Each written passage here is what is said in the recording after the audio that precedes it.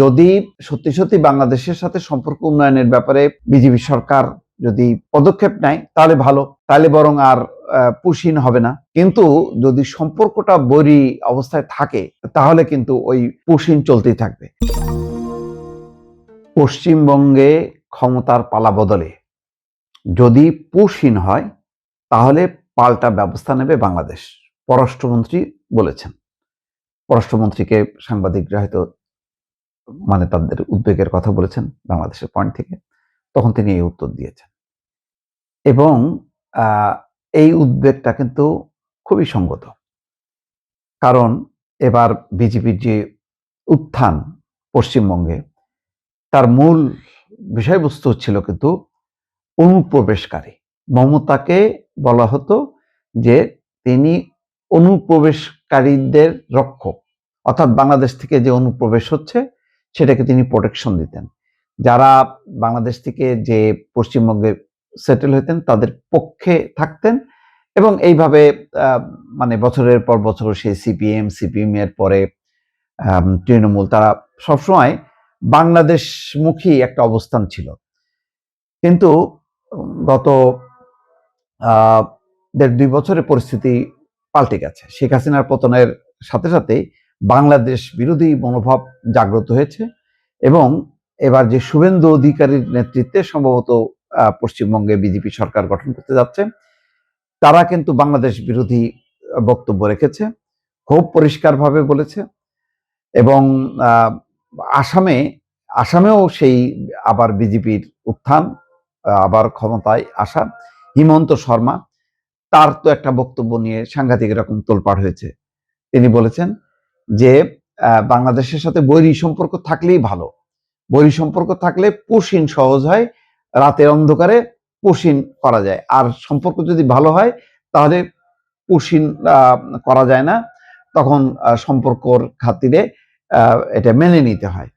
তো এবার হিমন্ত শর্মার যে মনোভাব, শুভেন্দু অধিকারীর মনোভাব একই, ফলে বাংলাদেশে জোরালো পুশিন করার, যাদেরকেই মুসলমান মনে করা হবে, যাদের একটু কাগজপত্রে বা দুর্বলতা থাকবে, বা যাদের গরিব, এবং যাদেরকে মনে করা হবে যে এরা বিজেপির সমর্থক না, তাদেরকেই কিন্তু ঠেলে দেওয়ার প্রক্রিয়াটা আরো জোরালো হবে।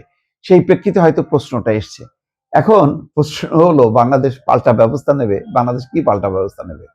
এই পর্যন্ত যা হয়েছে, কোনো কি পাল্টা ব্যবস্থা নেওয়া গেছে? না, বাংলাদেশকে হজম করতে হয়েছে। তো এইটা বাংলাদেশের জন্য, বাংলাদেশ বলতে গেলে এক ধরনের চাপে পড়লো। যদি সত্যি সত্যি বাংলাদেশের সাথে সম্পর্ক উন্নয়নের ব্যাপারে বিজেপি সরকার যদি পদক্ষেপ নেয় তাহলে ভালো, তাহলে বরং আর পুশিন হবে না।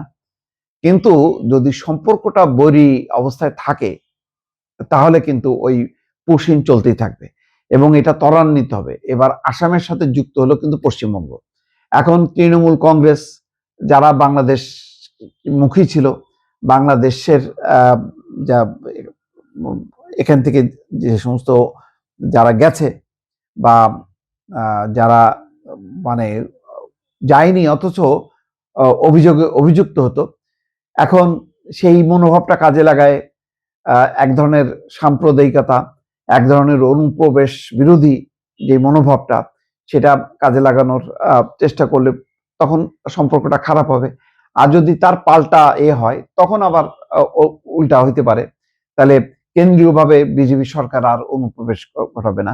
তো এখন মোট কথা কি হবে, কি হতে পারে, সেটা নির্ভর করবে যে ভারতের সাথে বাংলাদেশের সম্পর্ক যদি ভালো হয় তাহলে পুশিনের থেকে রক্ষা, আর যদি সম্পর্কটা তলানির দিকে যায় তাহলে পুশিনের কবল থেকে বাংলাদেশ বাঁচার সম্ভাবনা খুব কম, এবং একটা জটিল পরিস্থিতি হবে।